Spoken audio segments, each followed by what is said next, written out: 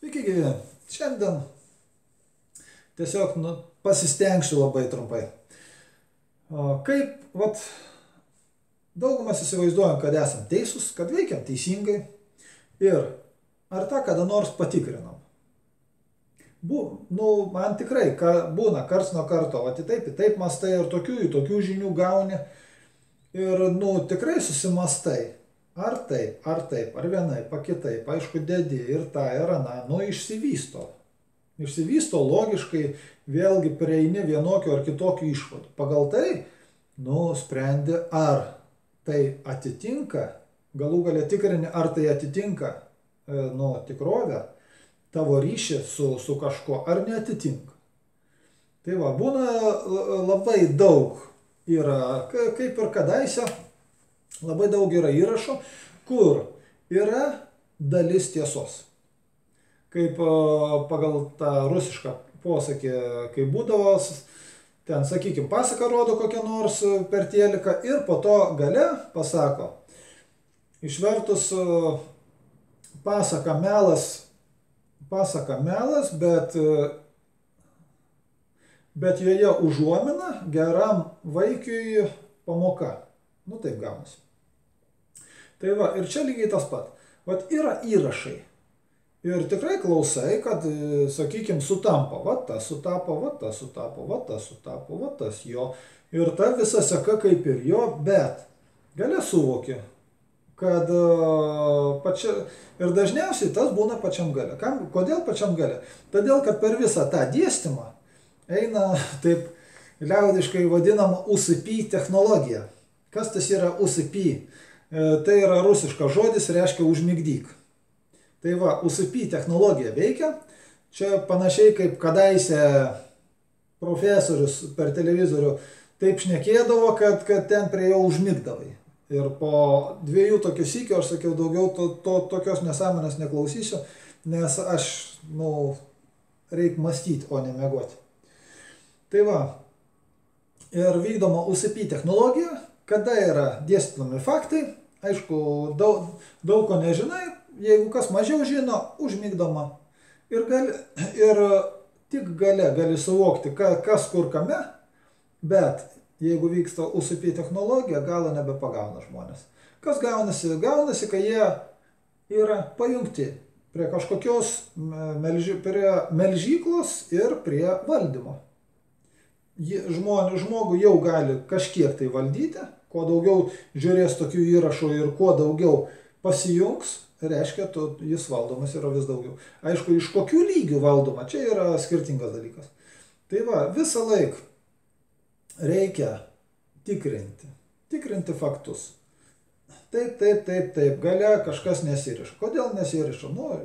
Randi, kodėl nesiriša, išriši ir tada viskas aišku, matai esmę ir tą gabalą tiesos atseki.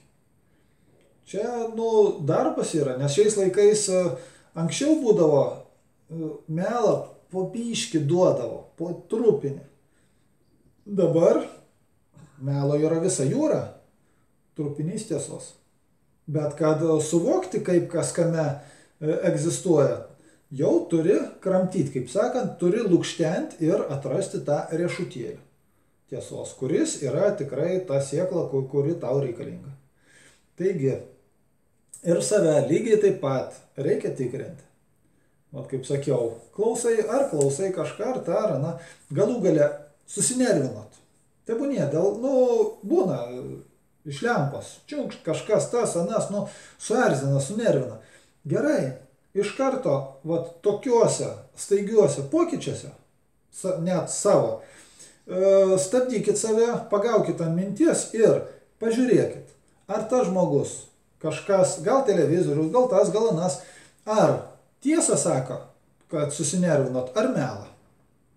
Jeigu susinervinot ant tiesos, reiškia, tu neteisus, reiškia, tu darai negerai ir ką reikia daryti. Aišku, reikia ištaisyti trūkumus.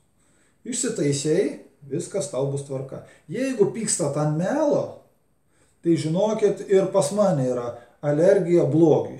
Taip pavadinsiu. Man patiko tas išsireiškimas ir, žinot, tikrai turiu alergiją blogiui.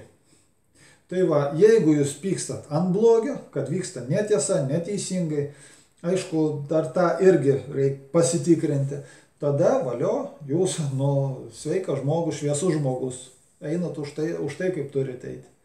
Jeigu kažkas daro negerai, tylit, blogai. Reiškia, jūs tarnaujat blogiui.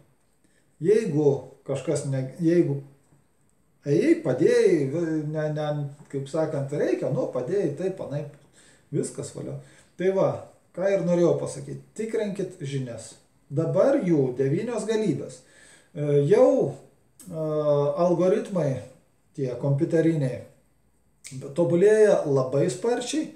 Jeigu užblokavo audio knygą Surojedinė pūt к бессмертию, panaikino. Man įspėjimą atsiuntė, kuri yra 7 valandų berods panašiai. Prieš 2000 metus išleista, lyg tai 98.